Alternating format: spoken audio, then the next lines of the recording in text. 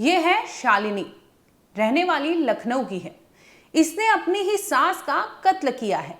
बकायदा रोटी बनाया था, सास रोटी खाती है, इसके बाद तबीयत बिगड़ती है और अचानक से उन्हें अस्पताल जाना पड़ता है, जहां पर उनकी मौत हो जाती है। ये कहानी जितनी सीधी दिखाई दे रही है उतनी थी नहीं। दूसरी ओर स्क्रीन पर दिखाई दे रहा ये है करण। करण और शालिनी रिश्ते में भांजे और मामी लगते हैं। ये दोनों रिश्ते इनके जो हैं वो मामी और भांजे के रिश्ते हैं, लेकिन इस रिश्ते का कोई मर्यादा इनके बीच में नहीं था। दोनों की नजदीकियां बढ़ गई थी, दोनों प्यार में पड़ गए थे। इसके बाद वो खौफनाक कहानी रिश्ते हैं जिसमें करण खुद अपनी ही नानी को रास्ते से हटाता है। सिर्फ एक मर्डर नहीं बल्कि 2 मर्डर होना था, लेकिन गनीमत रही कि एक मर्डर के बाद ही पूरी कहानी खुल जाती है। वो कत्ल होता है नानी का।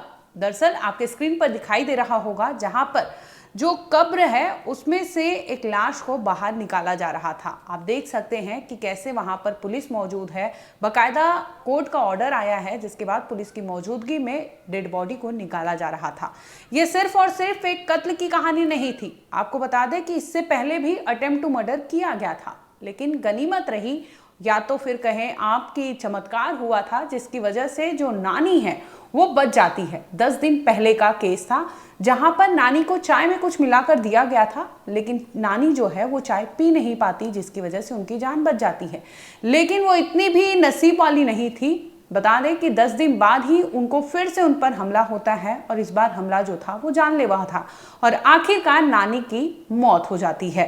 यानी एक सोची समझी साजिश के तहत एक औरत का कत्ल होता है, उनकी डेड बॉडी को दफना दिया जाता है। लेकिन जब परिवार में चर्चा होने लगता है और इसी दरमियान जो घर की बहू है शालिनी, वो अपने बयान जब देती है या फिर वो जिस तरह का उसका हाव भाव था, उसे देखकर लोगों को सस्पिशियस लगता है। इसके बाद क्या था, पूरी कहानी खुलकर सामने आती है, जिसके बाद यूपी की लखनऊ पुलिस भी सन्न रह जाती है। आखिर क्या थी ये अफेयर की कहानी और क्यों एक मर्डर के बदले ये लोग 2 मर्डर करना चाहते थे और सिर्फ अपने अफेयर को उस मुकाम तक पहुंचाना चाहते थे जहां पर उनके रिश्ते में कोई और बचा ना हो और ये दोनों यानी मामा, ये भांजा और मामी दोनों अच्छे से रह सके, इन्हें कोई डिस्टर्ब ना कर सके, यही इनकी प्लानिंग थी। स्वागत है आपका, आप देख रहे हैं क्राइम तक। मैं हूं अश्विनी सिंह। इस वीडियो में आगे कुछ बताएं, इसके पहले आपको उस कातिल बहू की कहानी सुनाते हैं, उसी की जुबानी। आखिर उसने जब पकड़े जाने पर, वहां पर इन्वेस्टिगेशन हो रहा था, पुलिस पहुंचती है और इस दरमियान जब उनसे पूछा जाता है तो पूरी कहानी शालिनी जो है घूंघट ढके।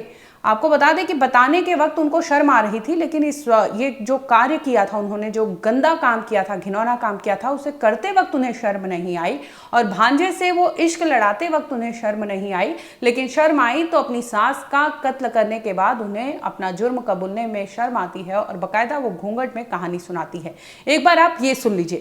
तो क्या बोल रहे हो, ये बताओ तो वो लौंडे का नाम? करण। अच्छा, 1 मिनट को। तो तुम्हारी प्लानिंग कितने दिन से चल रहा है इनका? अबे ज़्यादा दिन नहीं है, 1-1.5 महीना। तो करण तुमसे क्या कह रहा है? कैसे रह के तो हम नानी पहले गए, फिर मामा गए, फिर हम तुमका राग ले तुम कहियो तुम कर गए। अबे मगर हम तुम्हारे साथ है ना, नहीं पे हम जो उतना कही उतना हमारे सामा। अच्छा, तो तुम एक साथ राजी हो? हमको राखी ना खाते हैं, अबे तुमका ना रखो। हाँ, जब तक परिवार इन्वेस्ट ना हो जाए। 1 मिनट चतपल फिर रुक जाओ। तो तुमसे क्या कहे फिर? हम तुमका बे ना रखो। ये बोला करा। हम तुमका बे ना रखो। अच्छा, तो तुम एक साथ मतलब ये नहीं, जब खत्म हो जाए तो तुमका राखी हो? हैं? मतलब तुमका कहीं से खवा दो ना? हाँ, वो आवर है, जब मट्टी आई रहता है आवर है। अच्छा, मट्टी के साथ है आवर है, तो वह बताए रखवाओगे कोई? वो हम नहीं रखे नहीं, अगर हम बाहर डालिया नहीं, वो मट्टी साथ है आवर है। तो वह रोटी जो खवाए रहो वह मैं कत्ती डाले रहो? अच्छा, मैं एकदम बोरा नाम मात्र करे। अच्छा, काटो दिन। अच्छा, दोबारा फिर फोन करें, जब शाम मट्टी चलेगी दोबारा फिर फोन करें। रुचि है और जब जिनकर हमरा शाम फोन करे तो वो कहा कि तो हमारा नाम ना लेंगे और तुम जौन हुए तुम देखे हमसे नहीं मतलब। अच्छा, तो तुम जो है वो रोटी आधी बची रहे होगा, कहाँ गाड़े रहो? हम गाड़े ने रे दुआरे फेंक रे वही के लगे फिर फोन करे रहे तो वो मट्टी के साथ फिर आवा रहे। अच्छा, मट्टी के साथ घरे आवा रहा तुम्हारे? और घरे आवा रहे सुबेरे तक रुका रहे। अच्छा, दरअसल मामला जो है लखनऊ के काकोरी थाने क्षेत्र का बताया जा रहा है, जहां पर इब्राहिमगंज गांव है। यहां पर एक भांजा अपनी मामी के प्यार में पड़ जाता है। स्क्रीन पर दिखाई दे रहे ये दोनों तस्वीरें जो हैं ये इन्हीं मामी की है और दूसरी ओर भांजा नजर आ रहा होगा। भांजा जो है काम के सिलसिले में इराक रहता था। इसी दरमियान वो अपनी नानी के घर आता था और नानी के घर पर जब पहुंचा हुआ था इन दोनों के बीच में यानी मामी जो है उसके बीच में इसकी नजदीकियां बढ़ जाती है। फिर क्या था, नानी को भनक लगती है इसकी, दोनों को रोका जाता है। इनको कहा जाता है भांजे को कि करण तुम यहाँ से चले जाओ, जो कर रहे हो वो ठीक नहीं है।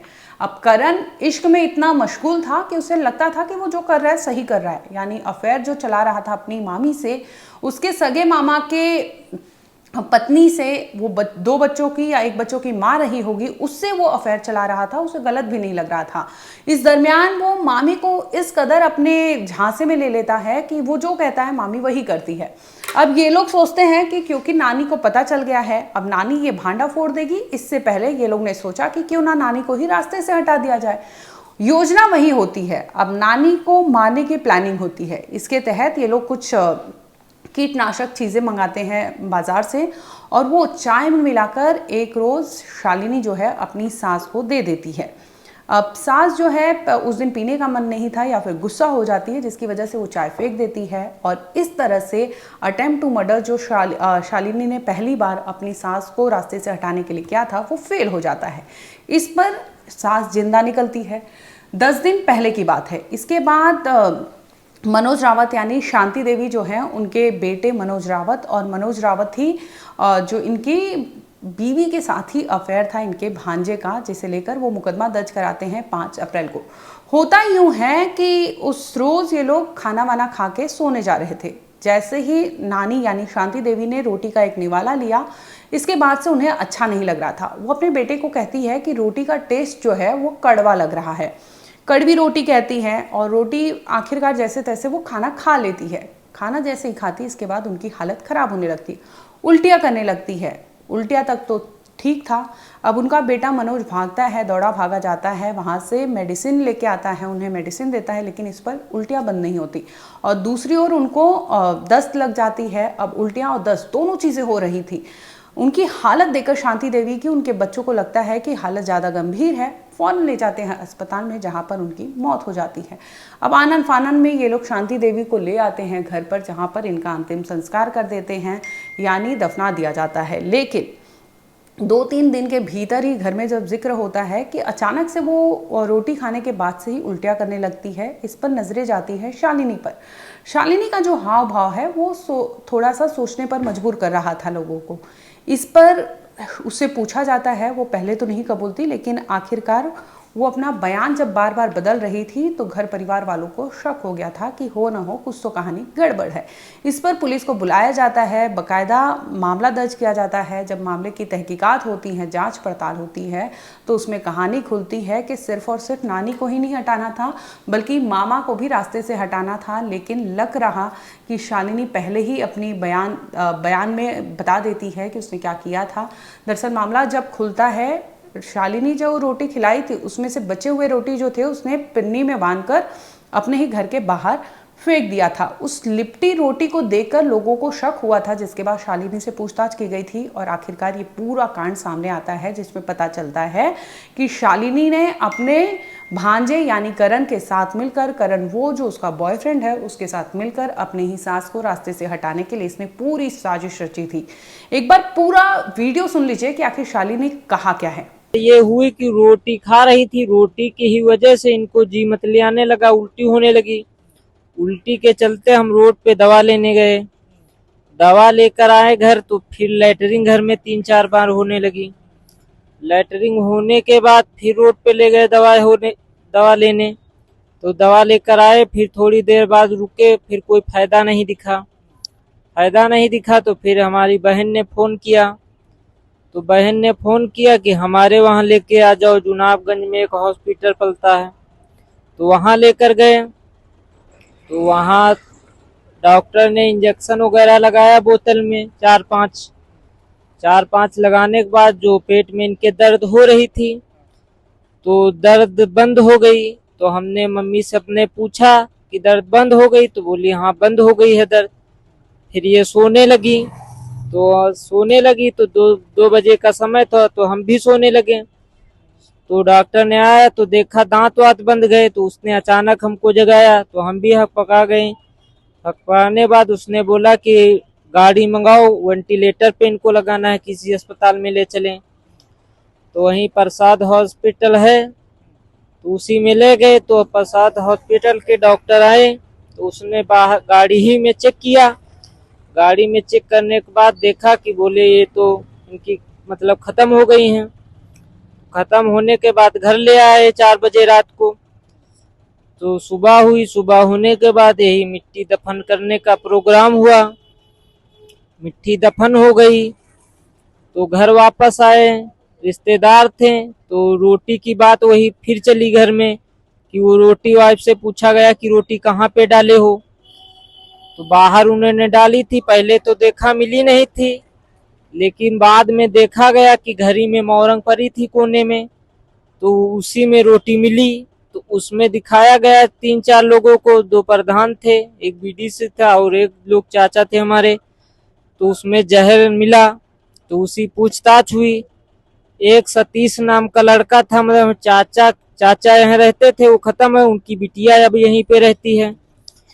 तो उसकी बिटिया का लड़का वो उसने फिर बाद में कबूला कि हमसे इन्होंने 2 बार जहर मंगवाया था। पहले एक बार चाय में दिया था 8-10 दिन पहले, तो चाय नहीं गई थी किसी तरीके से ले जाते वक्त, तो उसका मतलब मामला टल गया था। तो फिर इन्होंने 200 रुपए दिए होंगे, तो पाउडर वाली दवा लेकर आया होगा। तो पाउडर वाली दवा वही शाम के रोटी में 8 बजे के समय उसी में इसने फिर कबूला कि रोटी में हमने जहर दिया था। तो अपने साथ में मतलब किसके कहने पर जहर दिया था, क्या नाम है उसका? करण नाम है। करण नाम के कहने पर उसने जहर दिया और लाने वाला सतीश था। क्या लगता है ये उनका? वो भांजा लगता है, मतलब हमारा तो मामी भांजे का रिश्ता है। हाँ, चाय में किसको जहर दिया था? चाय में हमारी मम्मी को। तो चाय पहले नहीं गई थी, तो फिर 8-10 दिनों के बाद फिर से रोटी में दी जहर। तो कहाँ से ये आया था, मतलब कब से संपर्क में थे दोनों? सर ये संपर्क में अभी यही जनवरी में आया था, विदेश से, इराक में था, जनवरी में आया था। तभी से पता नहीं क्या हो गया, तो ये लोग बातचीत करने लगे। फोन 2 मिले थे, तो लड़का था, सब लोगों ने समझाया तो हम भी वो थोड़ा समझ गए कि अब छोटा लड़का है, इसकी जिंदगी बर्बाद हो जाएगी, तो इसीलिए हम किसी से ज्यादा बताए नहीं।